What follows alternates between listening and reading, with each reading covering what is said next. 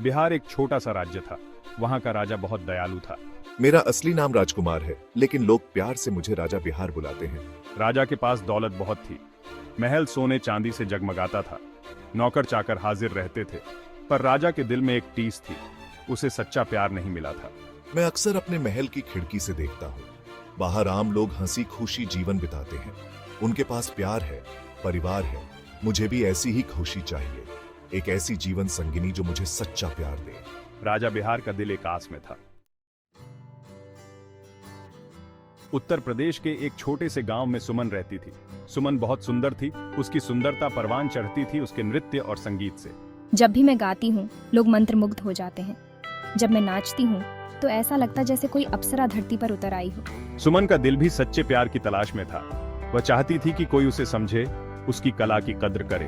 मुझे किसी राजा की रानी बनने की चाह नहीं है। मुझे तो बस एक ऐसे जीवन साथी की तलाश है जो मेरे सपनों को पंख दे।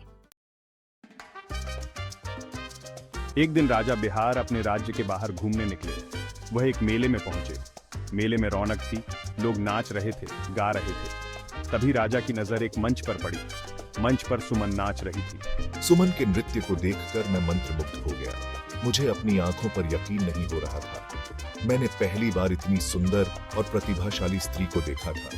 मैं सुमन को देखता ही रह गया। राजा बिहार के दिल में सुमन की छवि बस गई थी। वह रात को सो नहीं सका। सुबह होते ही वह फिर से मेले में पहुंच गया। उसने सुमन से बात करने की ठानी। तुम्हारा नृत्य अद्भुत है। मैं तुम्हें अपने महल में ले जाना चाहता हूँ। सुमन ने राजा की बात ध्यान से सुनी। उसे समझ आ गया था कि राजा उस पर मोहित हो गया है। लेकिन सुमन राजा की दौलत और शोहरत से प्रभावित नहीं थी। मैं तुम्हारे महल में एक नर्तकी बनकर नहीं आ सकती। अगर तुम मुझसे सच्चा प्यार करते हो तो मुझे वैसे ही अपनाओ जैसे मैं हूँ। राजा बिहार सुमन की बात सुनकर सोच में पड़ गया। वह जानता था कि समाज और परिवार कभी इस रिश्ते को स्वीकार नहीं करेगा। राजा का परिवार तो राजकुमारी से उसकी शादी कराना चाहता था। राजा ने हिम्मत करके अपने परिवार को सुमन के बारे में बताया। जैसा उसने सोचा था, उसके परिवार वाले नाराज हो गए। उन्होंने राजा को बहुत समझाया। उन्होंने कहा कि अगर वह सुमन से शादी करेगा तो उसका राजपाट छिन जाएगा। अगर तुम सुमन से शादी करोगे तो तुम्हारा राजपाट छिन जाएगा। पर राजा बिहार ने अपने दिल की सुनी।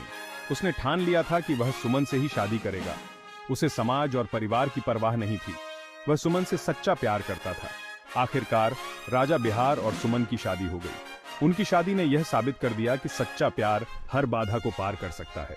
राजा और सुमन की प्रेम कहानी आज भी लोगों को प्रेरित करती है। सच्चा प्यार हर बाधा को पार कर सकता है। हमारी प्रेम कहानी आज भी लोगों को प्रेरित करती है।